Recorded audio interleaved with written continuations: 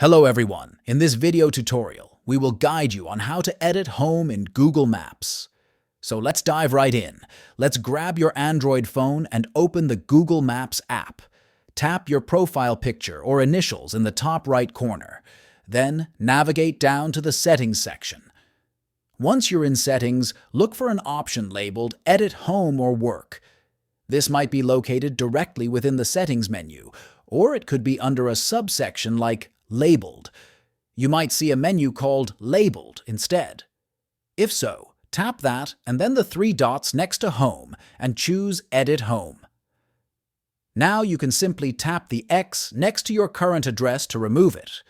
Then type in your new home address and choose the suggested address from Google. Double-check that everything looks accurate and tap Done to save. And there you have it.